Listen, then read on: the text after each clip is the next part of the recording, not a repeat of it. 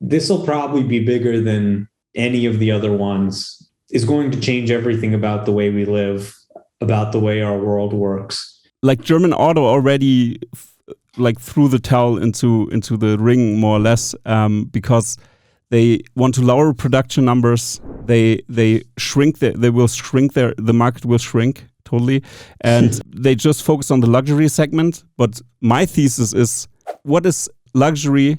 Luxury for me is, does my car remember my settings? Does my car open the door for me when I approach it? Does my car drive myself around like a chauffeur, like a driver? And does my car do all these things? This is luxury for me, not really the leather stitching or anything else, because if they do that as well, I mean, they could do it. They could do a premium interior version for $20,000 on top. People would buy it. And I think that's easy, especially with Giga Germany now, because you see the paint coatings now. The Germans are good in quality control and everything, and they have good stuff here. And I think this will be improved, because guess where all these third-party suppliers will go when the German Auto shuts down or goes lower and lower with production numbers? Where do you think they go? Tesla would cherry pick the best ones in Germany, and many third-party suppliers here in Germany are really fed up with the hard contracts that, like, over the years, the contracts were getting worse and worse here in Germany. And if somebody else comes and says, "Oh, I'm going to offer you a fair deal," how about that? Then we say, "Okay, goodbye." And EBM Papst is a company that produces air vents and ventilation systems for the BMW, for the front, for the cooling system.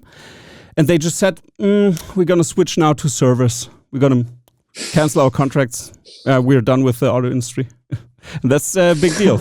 And you can see the dominoes fall now, like smaller things. I mean, things like that happened also before, but you can really see that there is a tidal change now, and it just unfolds. And I also see it like you. It's a long-term thing to witness. It's a technology shift, a huge shift that takes a long time. Maybe let it be 20 years.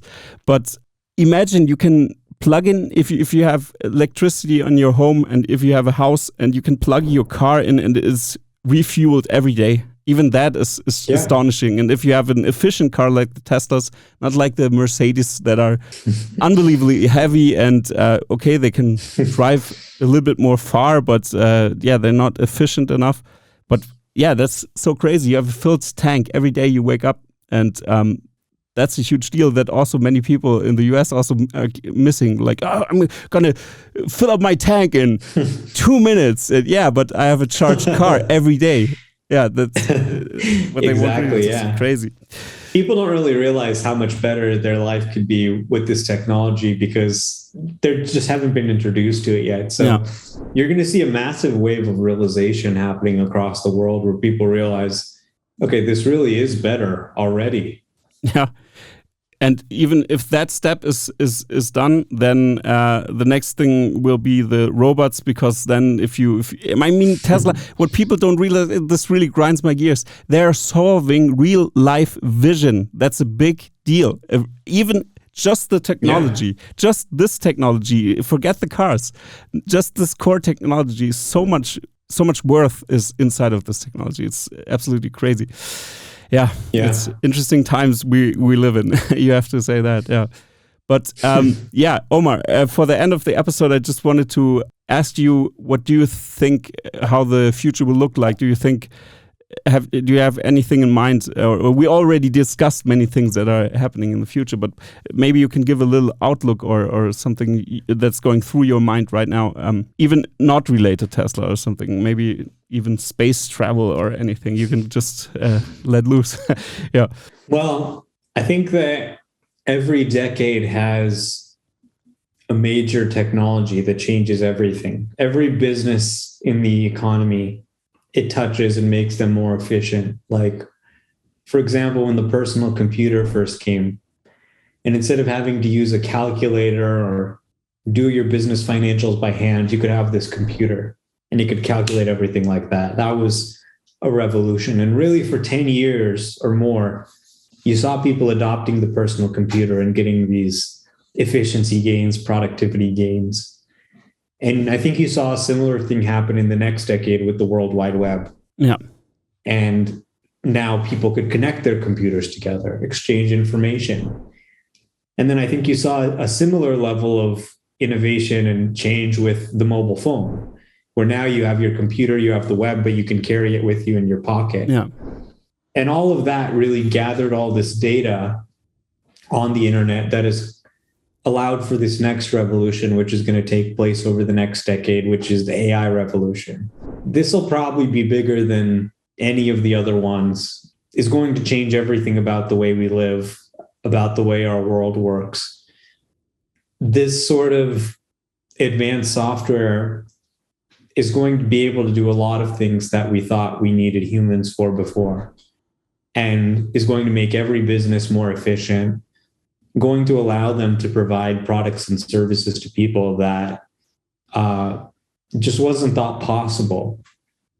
So you're going to see people's lives bettered a lot, especially lower income people will be able to have access to a lot of luxuries that before were too expensive for them.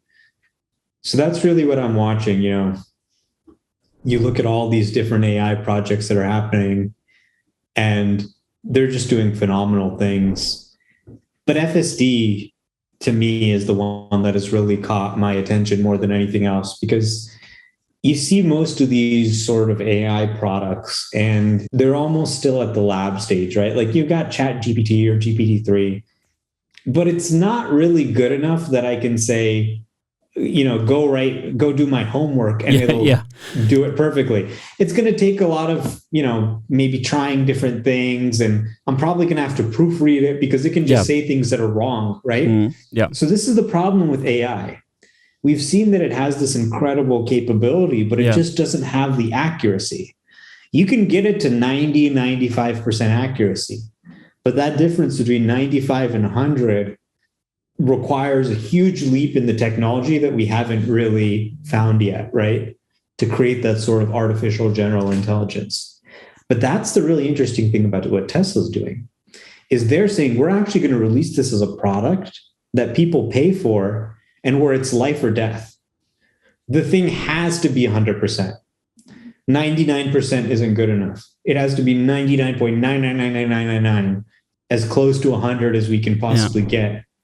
So this is, I think, the first big AI product that people will use, and when they'll realize, oh my God, these AI products are coming that can completely transform how I live my life. I used to spend all this time in cars, worry about accidents and stuff. And now I've got this technology. And then soon after that, and you see people start to accept that, they'll then become accepting of other AI products. Okay, if I trust the AI to drive my car, I should be able to trust it to write a letter for me, right? Yeah.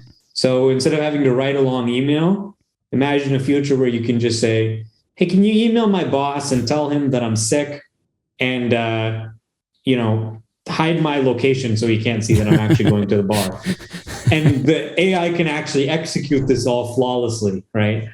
So people will then start trusting it for more and more things. And we're going to see this AI revolution happen that I think Tesla is much more at the center of than people realize, because they have the first great AI product, which is FSD. Yeah, that's true. I can see that also. That's very interesting outlook that you said, and also a great focus for the people watching, that maybe just don't get caught up in the noise all the time. Just look at the core things happening right now. Experience ChatGPT, write something, get onto this playground, test FSD, rent a Tesla if you don't have one. Just try it out and experience this technology shift and have fun with it and just play with it, so you can be a part of or even realize what's happening.